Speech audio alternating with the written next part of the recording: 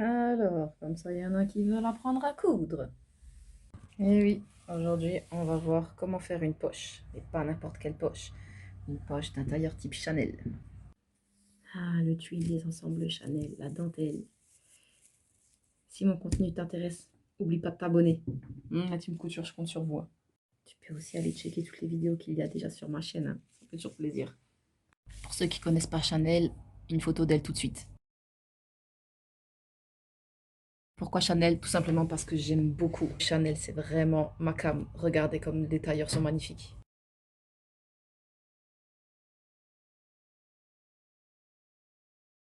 Et dans les vidéos, bon après j'ai pas fait tout le tour de YouTube, hein, mais j'ai rarement pu voir des vidéos explicatives de ces types de poches qui sont vraiment pas compliquées à faire, mais qui nécessitent juste un petit peu de dextérité. Les personnes qui sont intéressées pour avoir ces patrons déjà tout prêts, envoyez-moi un mail et vous les aurez. Nous allons voir deux manières de décorer les poches. Donc ça, ce sera juste avec cette ganse qui sera plaquée. Et ça, cette poche-là, j'ai retouché le patron très rapidement pour vous montrer comment est-ce qu'on incruste une dentelle. Donc, passons à ma boîte préférée de mon atelier, la boîte des dentelles. Donc, le choix va être vite fait, hein. Vraiment, regardez-moi tout ça. J'aime trop la dentelle. Donc là, on va prendre du noir. Ça y est. Donc, celle-ci aura cette ganse et cette dentelle. Oh là, elle est trop mignonne celle-là. C'est dommage que je ne l'ai pas en noir. Je ne pourrais pas vivre sans. Donc voilà, j'ai déjà tout coupé. Comme vous pouvez le voir, il nous faut du thermocollant, parce que ça, dans les dessins techniques, c'est le thermocollant. Cette couche-là, c'est celle-ci. Donc ça, cette couche-là, c'est le thermocollant. Donc là, c'est le renfort de poche. Donc c'est le patron du thermocollant. Là, on a le patron de la doublure et le patron de la poche en elle-même. Parce qu'en fait, c'est une poche qui, du coup, va sur l'arrière. Parce qu'en fait, on ne veut absolument pas que la doublure se voie. Donc on fait descendre le tissu plus bas du dessus. De cette manière, lorsque la personne se tient droite, on ne voit pas la doublure. Nous, notre prof, pour s'entraîner, elle nous avait exprès mis une doublure ultra flashy, parce que quand on fait cette poche, il ne faut pas qu'elle se voie en fait. La doublure ne doit pas se voir. Mais pas du tout. Quand on retourne, il faut vraiment, c'est vraiment un travail de précision pour qu'il y ait ce léger décalage là. Donc je vous encourage à faire la même chose dans un premier temps. Ainsi, ça vous forcera à avoir une obligation de résultat. Alors que si là on avait mis une doublure noire, si elle avait légèrement dépassé, on se serait dit oh c'est pas grave. Alors que quand on se met une couleur comme ça, on se plante, ça se voit tout de suite. Donc on a le tissu dessus. On a notre renfort qui monte jusqu'en haut, parce que ça c'est la taille de la poche finale. On a notre renfort qui du coup sera pris dans les valeurs de couture, mais qui s'arrête en haut de la poche. Et notre doublure qui descend encore en dessous. N'hésitez pas, si vous voulez les mensurations ou les patrons même, pour que ça vous n'avez pas à les faire, je vous les envoie, vous m'envoyez un petit mail et vous les aurez. Parce que ça c'est vraiment la taille standard. Donc comme ça ce sera pour faire un dérivé, on va débuter par la coupe initiale. On part au thermocollage. Maintenant ce thermocollé haut de ma poche sera vraiment ma rayure bleue. Je vais garder ce repère là. Donc voilà, j'ai juste une rayure. Pourquoi? Parce que quand on observe le dessin technique, quand on observe même les photos que je vous ai mis auparavant, on voit bien que les ganses, elles sont bien sur le haut. Si vous n'avez pas, comme là, moi, des repères de rayures, vous pouvez passer un fil de bâti sur le haut de votre poche. Mais vraiment, c'est juste à grands points, comme ça, ou alors tracer à la craie, pour vraiment savoir où vous devez plaquer votre ganse. En fonction de la ganse que vous avez, vous pouvez soit la fixer à la main avec un petit point glissé. Sur mon profil Instagram, il y a, c'est expliqué plusieurs fois comment est-ce qu'on fait des points glissés invisibles. Soit là, vous pouvez piquer machine.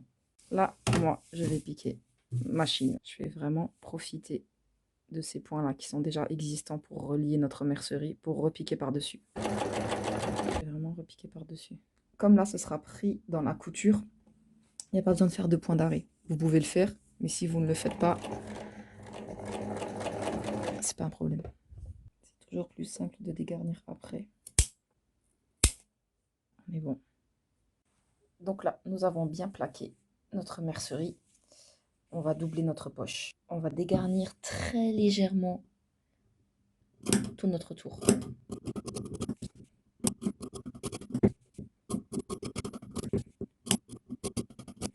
Le fait d'avoir retiré ce millimètre tout autour va nous permettre, lorsque l'on va retourner, d'avoir cet effet invisible en fait, qui qui va avoir cet effet-là, que lorsqu'on retourne, on va gagner ce millimètre qui va faire qu'on ne verra absolument pas la doublure. On va dans un premier temps faire ici, endroit contre endroit, piquer le haut.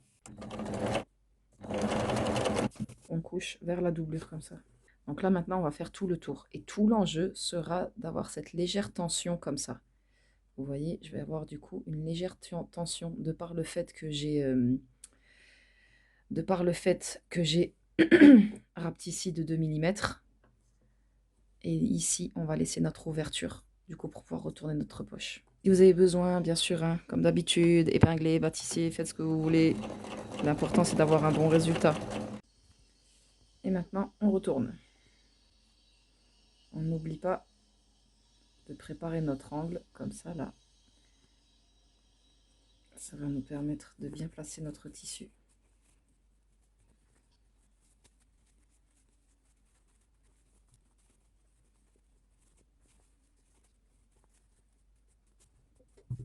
Et là, en fait, on voit clairement notre millimètre qu'on a retiré de notre doublure. Et là, je fais mon point invisible.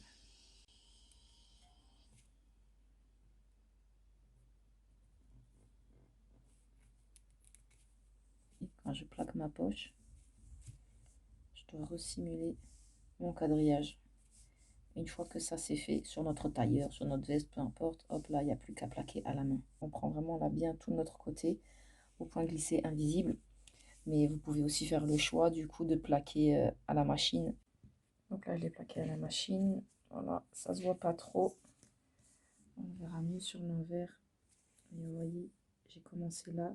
J'ai fait un petit point d'arrêt, aller-retour. Et je descends.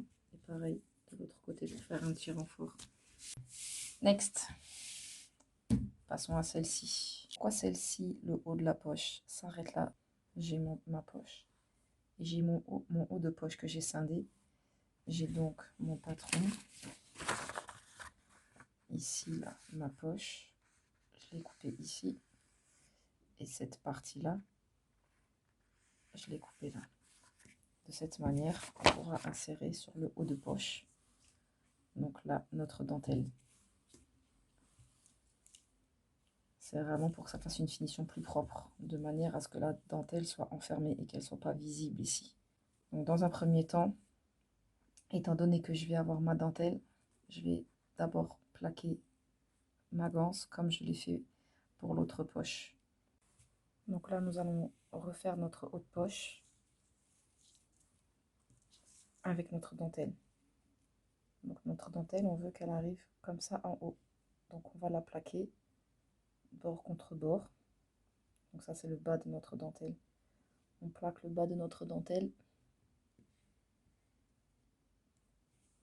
de cette manière. On bâtit. On prend notre haut de poche. On plaque endroit contre endroit à l'intérieur. Bien évidemment, vérifier que notre dentelle a bien le centimètre de valeur de couture. Si on a une dentelle qui a moins de valeur de couture, dans ce cas-là, il faudra la baisser de manière à ce que la valeur de couture de la dentelle corresponde avec la valeur de couture que nous on a en fait, tout simplement. Si là, ça voudrait dire que si celle-ci elle avait moins, il faudrait que je la mette ici. Si elle avait que 3 par exemple, si elle avait que 5 mm, bah, du coup je la mettrais pas au bord, je la mettrais 5 mm en dessous. D'accord? Donc là j'ai piqué à la machine, on voit que notre haute poche, il y a énormément de valeurs de couture qui ont la même taille. Donc, on va dégarnir en dégradé. On voit l'effet escalier là. Et maintenant on plaque notre haute poche.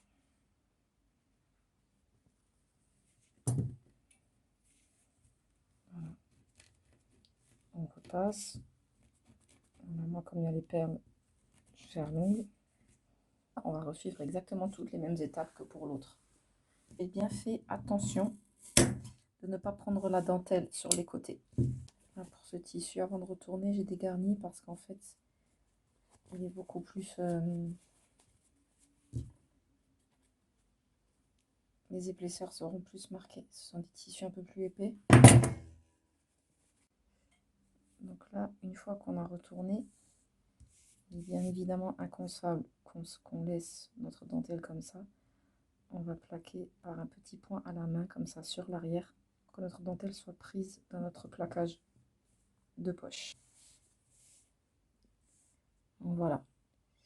Après piqûre, le but sera d'atteindre cet effet-là. Quand on va à l'intérieur, ça aura quand même un effet propre. Là, il y a juste à dégarnir ça, là. On le dégarnit au plus proche et ça fait propre. Et on a notre doublure. Donc voilà, bien évidemment, il y a plein de moyens pour simplifier ces poches. Voici la vraie technique. Pouvoir faire ce type de poche et avoir une finition un petit peu au-dessus, une finition haute couture. Je vous encourage vivement à apprendre à plaquer à la main sur tout le tour et à faire des poches comme ça, des poches d'essai, des pièces d'essai, parce que ça paraît beaucoup plus simple quand on nous dit que quand on le fait, de faire un beau point là, bien plaqué tout du long et qui respecte bien la poche sans faire après des lignes qui sont pas droites. Donc vraiment, comme je vous dis toujours dans toutes les vidéos, on s'entraîne et c'est la clé de la réussite. Si cette vidéo t'a plu, n'hésite pas à lâcher un petit pouce, à t'abonner, à partager aux personnes que ça pourrait intéresser, car c'est vraiment ce qui me permet de continuer mon travail, car ça augmente mon référencement et donc ça m'encourage. Et voilà, c'est tout pour moi pour aujourd'hui. N'hésite pas à commenter si tu as des idées pour la prochaine vidéo. Ciao, ciao!